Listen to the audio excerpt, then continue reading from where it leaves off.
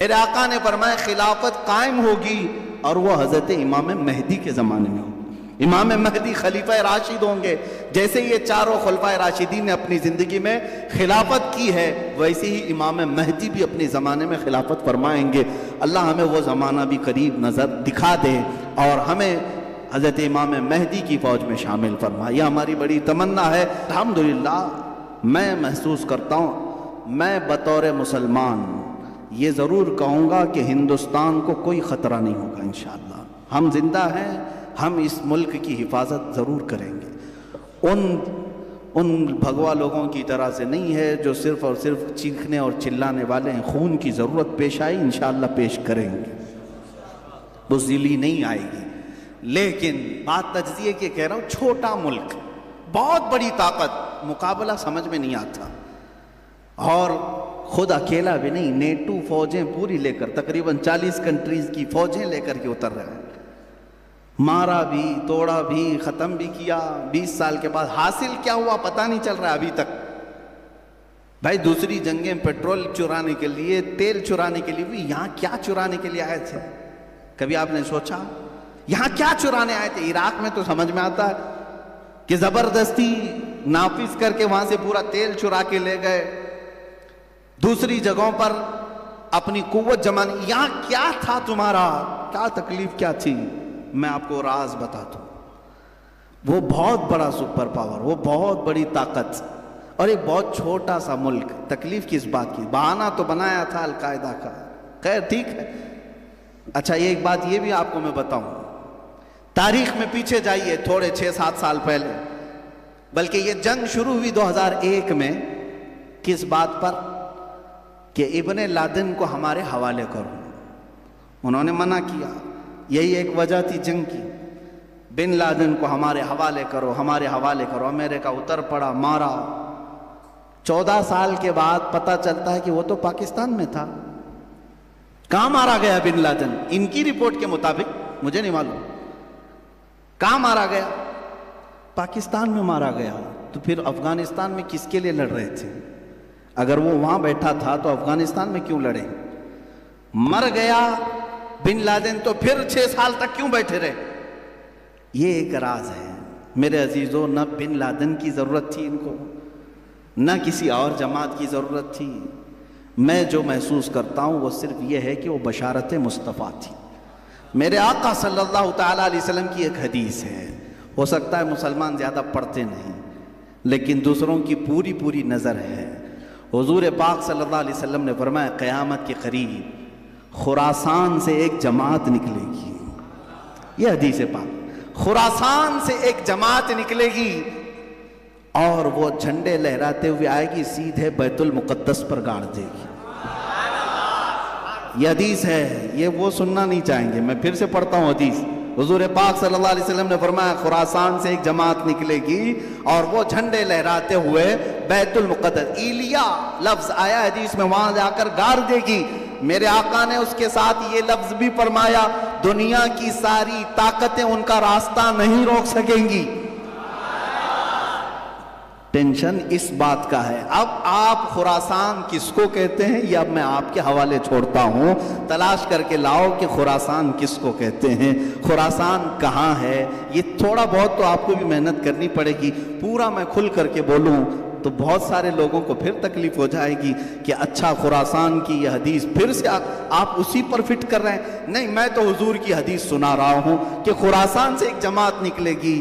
یہی ڈر تھا بڑی طاقت کو کہ وہاں سے کوئی جماعت نہ نکلے جو اسرائیل کے تک آ سکے، جو بیت المقدس تک آ سکے۔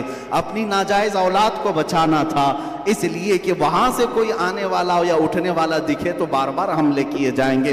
تم 1000 حملے کر لو لیکن فرمان مصطفیٰ ہو کر رہے گا۔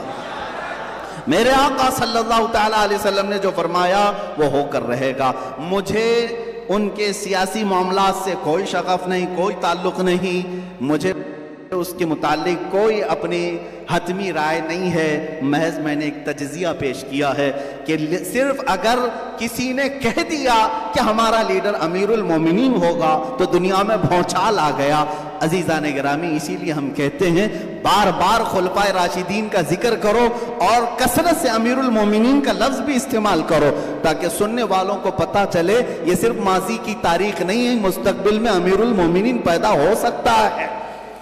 اور حضور اکرم صلی اللہ علیہ وسلم نے بشارت دی ہے کہ خلافت علی منہاج النبوہ، کوئی میری تقریر کو توڑ مروڑ کر کے نہ کہہ دے کہ پوری فضیلت افغانستان پہ بیان کرے، نہیں، میرا ایسا کوئی انٹینشن نہیں ہے، میں صرف یہ کہہ رہا ہوں میرے آقا نے فرمایا خلافت قائم ہوگی اور وہ حضرت امام مہدی کے زمانے میں ہوگی۔ امام مہدی خلیفہ راشد ہوں گے، جیسے یہ چاروں خلفائے راشدین نے اپنی زندگی میں خلافت کی ہے، ویسے ہی امام مہدی بھی اپنے زمانے میں خلافت فرمائیں گے۔